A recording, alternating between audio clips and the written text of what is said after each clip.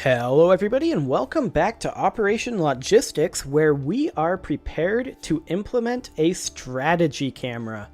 And that will be pretty great, I think. So one thing I need to check here is to make sure, I'll have to make a few edits to this script on the way through. But there are a couple of things that we're going to need. We can keep the start and update functions, those are fine. But first thing that we're going to need is we're going to need a header up here, and we're going to call it keybinds. Now, as for what keybinds we're going to have, I need to check here because I don't actually remember for the camera controls. Yes, okay. So, public keybind, as we implemented in the last episode, pan up. And I'm going to do this on a separate line because of the header. We don't want to have a header for each of these. So then on a separate line, public keybind, pan down, pan left, pan right. Okay, so obviously that doesn't do anything yet, but if we come into the Unity editor here and go to the main camera, and then we attach strategy camera here, you can see we have these keybinds, and we can set our primary and secondary keybinds for each of these pan directions. So we can pan up or pan down.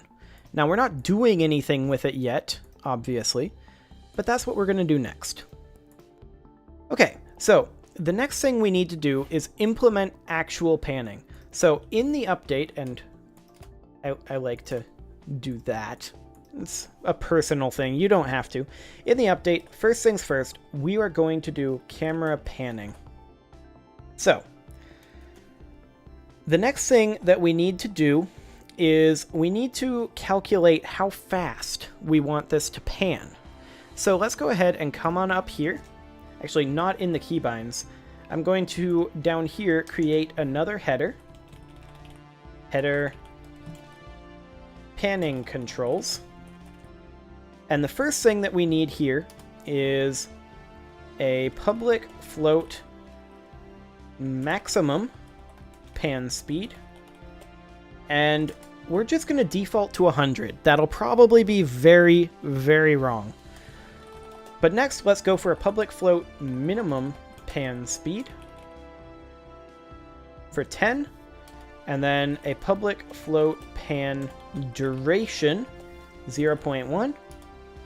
And then we're not going to be doing a middle mouse pan yet, are we? Yeah, we'll go ahead and do it. So we'll do a public float middle mouse pan boost. We'll be using that in a bit. Equals 1.25f for now as our default. And then public float mouse edge threshold. This will be how close to the edge of the screen the mouse can get in pixels before we start panning. We'll do 25 pixels for now. We can always adjust that later. And then down here, private vector2 pan goal equals new vector2. That's not how you spell vector. 0f, negative 10f. So we're doing vector 2s because we're panning in 2 dimensions, and then we're going to be zooming through the 3rd dimension. And we'll get to that soon enough. So I don't think we actually need a start function here. I'm going to go ahead and delete that. And then for our camera panning, there is a little bit that we'll need to do here. So first we need to calculate our actual pan speed, and that's going to be based on where the camera is currently zoomed at, which we don't have implemented. So for right now, we're going to say float pan speed equals mathf.lerp, and we're going to do a linear interpolation between the minimum pan speed and the maximum pan speed based on, and like I said, these are not yet implemented, zoom goal minus low zoom limit divided by high zoom limit minus low zoom limit. This will throw a million errors. And I'm going to go ahead and move these down onto their own line here so that Hopefully it's a little bit more legible for you. There we go. So those are not implemented yet. Let's go ahead and get ourselves our zooming variables since we're running into issues there. So let's get ourselves a new header here. And this is going to be zooming controls. And we're going to do public, that's not how you spell public float high zoom limit equals 120F. Like I said, these are for these numbers are for a different game. We'll probably have to tweak this, but 120F is a starting point. And then we'll go for public float low zoom limit equals, again, a starting point, 5. Probably not going to be what we're going to want eventually. And then let's go for, I kind of don't want to do zoom rotation. I think it'll be fine without it. We'll go ahead and skip that. That's something I have in my standard strategy camera, but to be honest, I usually turn it off. So we'll skip that and we'll go for public float zoom increment equals 3. And then the same thing, public float zoom duration equals 0.1F. And then we'll have a couple of private variables down here. Private float zoom goal equals 20F for right now. And private float floating zoom duration equals 0.1F, which I don't actually remember what that does. I guess we'll find out together. Okay, so we now have our pan speed, and that's actually working now that we have the variables. So let's go ahead and do our middle mouse panning first. So if input.getMouse button 2. So if the middle mouse button is held down, we are going to do middle mouse panning. Vector 2 mouse delta, we're going to need to figure out how much did the mouse move. So mouse delta dot x equals input dot get axis mouse x, nope, we need to be in quotes, mouse x mouse delta dot y equals input dot get axis mouse y. So we now know what the delta of those is. The next thing we need to do is move the camera based on that. So we're going to go ahead and say pan goal dot x minus equals, we're subtracting here, mouse delta dot x times pan speed times middle mouse pan boost, which we use to speed up or decelerate the middle mouse if it feels too different from anything else. And then we're going to multiply that by time.delta time, which just smooths it over the frame rate. And then pangoal.y is going to be the same thing, actually, exactly the same thing. I'm just going to copy and paste. The only change here is instead of taking the x-axis, we take the y-axis. And there's our middle mouse panning. Now I'm going to go ahead and put in an else here. This is going to be edge scrolling, or button panning. Okay, so we're going to leave that alone for right now. And then we need to go ahead and do our... we need to go ahead and actually move it, because all we've done is set our goal positions. We haven't actually moved it yet. So let's go ahead and do something along the lines of, for our camera panning, if our position, so if transform.position is not equal to goal, or rather pan goal. So if we are not currently at our goal position, we're going to do a linear interpolation to make a smooth movement. What is this happening? It doesn't like that it's a vector 3. Okay, so we need to get this into a vector 3, I think, for the pan goal. And we can go ahead and change this to pangoal.z. So let's go ahead and change pan goal to a vector 3 and a vector 3 here, and we'll just say 0f for right now. We can update that all later. So if transform.position is not equal to pan goal, no, I actually don't like that. I don't like that at all. It has to be a vector 2. So we need to go ahead and create ourselves a vector 2 position 2 equals, actually we'll just say equals new vector 2, and then we'll set it ourselves. pose2.x equals transform.position.x, and then pose2.z equals transform.position.z. And we need this to actually be a y, not a z. There we go. And we'll check pose2. So we're just taking this over to a vector 2 and then checking it that way. So if we're not at our pan goal, then what we need to do is transform.position equals vector 3 dot lerp. We're just going to linearly interpolate between the current transform.position and the pan goal position. Although that is a vector 2, so I'm wondering what that's going to be doing here. Yeah, we need to... Okay, what we need to do here is actually we need to change this a little bit differently. I have this structured in my standard one significantly differently than what we're doing here, which is why I'm deviating and hemming and hawing a bit here. But we need to change this position 2 to transform.position. And we need to have a vector 3 here. And this needs to be, instead of pose 2, it needs to be pan goal position. Like so. And then we're going to check this against pan goal position. And the reason this is a problem is because we're not taking into account the actual y position. So I'm going to go ahead and delete those, and we're going to go to pan goal position equals new vector 3, and this vector 3 is going to be pan goal.x transform.position.y, so that we're not worrying at all about our vertical position, pan goal.z. Okay, and this actually needs to be y, pan goal.y, since it's a vector 2.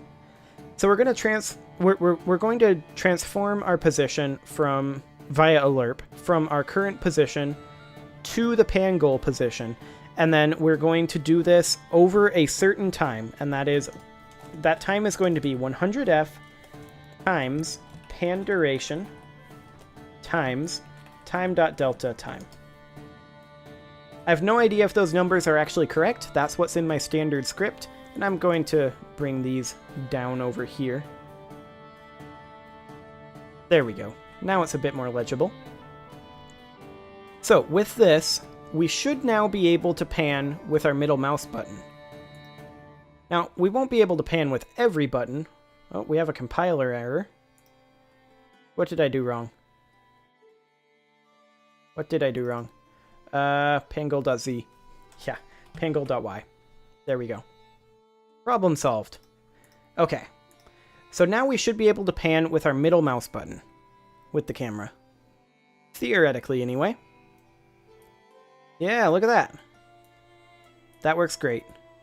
It's maybe not quite exactly what we're looking for in terms of speed, but it works. And we can always adjust that as well. We can change our middle mouse pan boost to be, say, 5. And that actually seems to work pretty well. Yeah, I like that.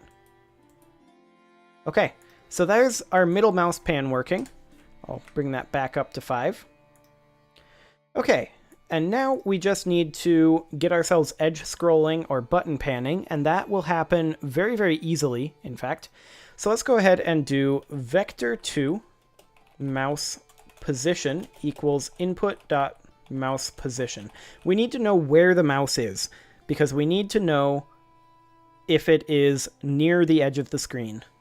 So if mouse position.x is less than mouse edge threshold, so remember that the position is from 0 over here to 1 over here, if I recall correctly. Well, it's 0 over here, and it increases going this way. So if it's less than 25, which is our mouse edge threshold, if we're less than 25 pixels over here, and it definitely doesn't go to 1, it goes, for my screen, to 1080 over here. If it's less than 25 pixels from this edge, then we want it to go ahead and do our... What am I thinking here? I lost my train of thought.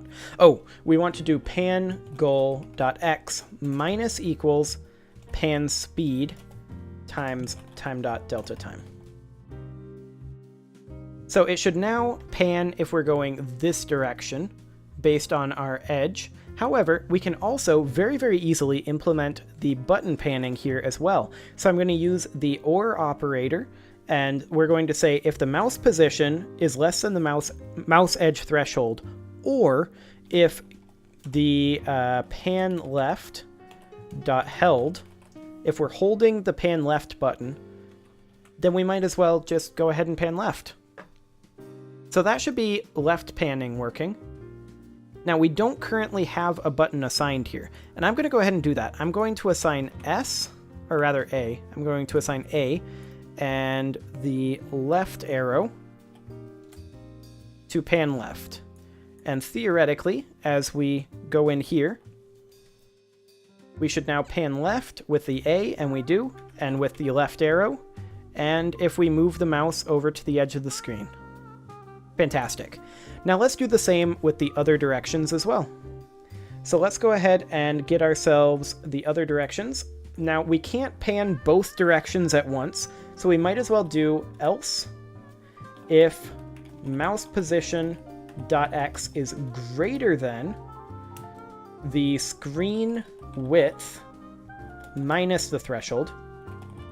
So if we're on the other side of the screen within the threshold, or if pan right is held, then all we need to do is exactly the same as this here, except just change the sign from minus to plus.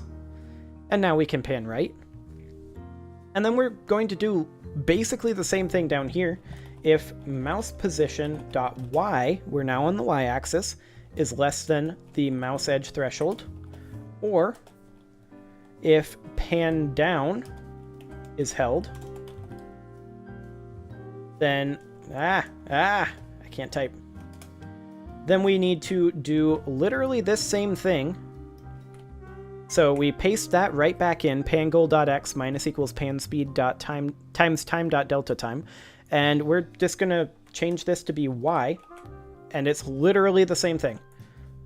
And then here, same thing again, else if mouse position.y is greater than screen.height, this time instead of width, minus mouse edge threshold, or pan up.held. Then we take literally this same thing again, paste it in here, change the sign, we are increasing, so we now should be able to pan in every direction. Come on. There we go. Okay. We can pan that way, we can pan that way, we can pan that way, we can pan that way. With that, the middle mouse panning works, and WASD doesn't work because we didn't assign all of the keybinds to these. So let's go ahead and do that. We'll put W for up as well as up arrow. There we go. For down, we'll put S as well as down arrow. And for right, we will put D as well as right arrow. There we go. And I was skipping through those just by pressing the button that the first letter of the name. Okay, so now WASD and arrow keys should work as well. And indeed they do. You can go diagonal as well. Fantastic. It feels a little sluggish, but we can always adjust that by changing our maximum pan speed to be something a little bit different. Maybe 1000. What could go wrong? Yeah, that's definitely speedier. So yeah, that's easily changeable. Okay. It's too much. Too much. I'm changing it back to 100. Okay, so the only thing that we really need to do yet is implement our camera zooming. That's pretty much all that's left. So down here, after the pan goal position, I'm going to go ahead and put in camera zooming. And we're going to go ahead and grab the delta on our scroll wheel. So float scroll wheel delta equals, and we're going to multiply this by 10 just because I want to amplify it substantially. Input.getAxis, and it's going to be mouse scroll wheel. One word on scroll wheel with the W capitalized. And then we're just going to say if the scroll wheel delta is not equal to 0. So scroll wheel delta is not equal to 0f. Then we need to change the zoom goal. Zoom goal would then be equal to, or we'd want to subtract from it. We'd want to subtract scroll wheel delta, because scroll wheel delta can be either positive or negative, depending on whether we're going up or down. So we don't actually need to have separate controls. We just work with the math. So scroll wheel delta times zoom increment. Very simple. Then we can clamp our zoom goal. So we can say zoom goal equals mathf.clamp, and we're going to be clamping zoom goal between the min zoom limit, or rather the low zoom limit, and the high zoom limit. So it can't go beyond those boundaries. And then floating zoom duration will be equal to zoom duration times the absolute value of the scroll wheel delta. Okay, so what that actually is doing, I guess, is increasing the amount of, like, the more you zoom, the faster it starts to zoom. That's what that does. Okay, so the next thing we need to check is we need to get ourselves a vector 3 zoom goal position, and that is going to be a new vector 3, and that's going to be transform.position.x, because we don't care about the x or z positions. Zoom goal as the y position, that's the only thing we care about here, and transform.position.z. There we go. Okay, so all we need to do now is exactly the same thing we did here. So I'm actually going to copy and paste this. And we're going to say if transform.position is not equal to zoom goal position, like so, we're going to do a vector3.lerp, and that is going to be between transform.position and zoom goal position. And it's going to be 100f. Hang on a moment. I didn't capitalize this. There we go.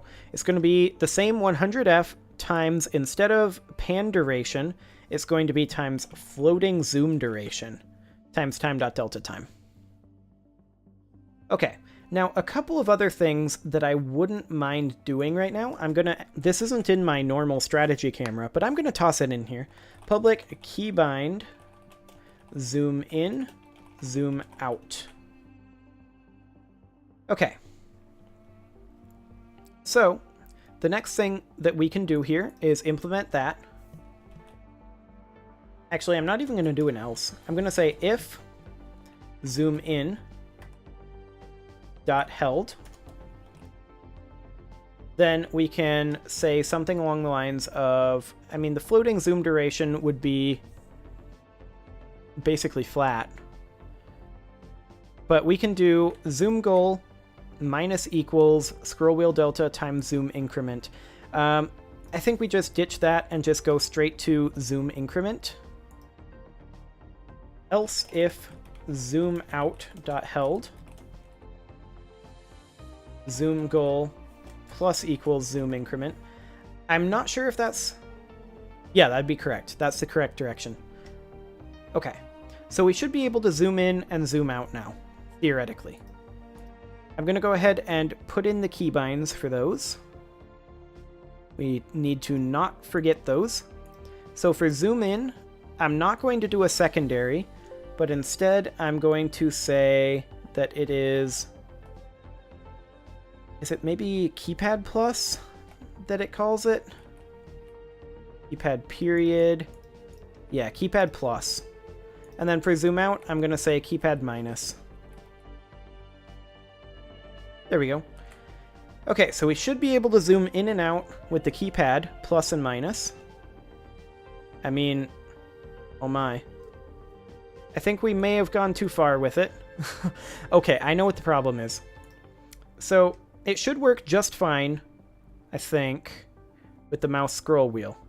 Yes, it works just fine with the mouse scroll wheel. But there is a couple of things that we need to do. First, let's go ahead and move our clamp to be down below here so that we can't zoom in and out further with the key buttons. And the other thing that I wouldn't mind doing is maybe multiplying this by delta time. Yeah. So that way we make it so that it isn't adding it every single frame, it's adding a percentage of it. So it's adding that per second. We can always multiply that by a different amount. So let's just see here. Zooming in and zooming out should work quite well with the scroll wheel, and indeed they do.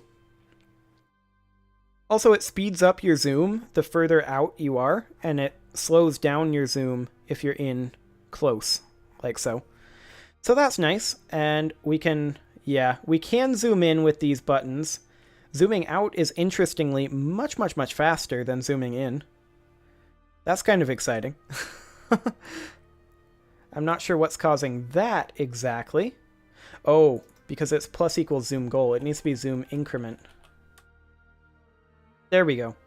And I'm just going to multiply that by 10 for right now. It's hard-coded. We could create a variable for that, but I'm not too concerned about that as of right now. We can always adjust these things later. Okay, so there's our camera, quite functional. One thing you notice is our shadows fade in and out as we zoom through here, but that's okay. That is just fine. We can get ourselves a nice close angle here. Yeah, I like it. Okay. Well, there we go. I think that's a good place to put a stop in here.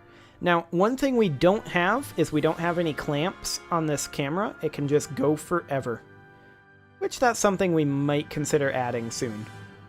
But for right now, I think that's a great place to put a cut in. We've got ourselves a map. We've got ourselves a functional camera. This is a good start. So I'm going to go ahead and put a cut in here, and next episode, we'll maybe start working on the actual game. Won't that be fun? See you all then.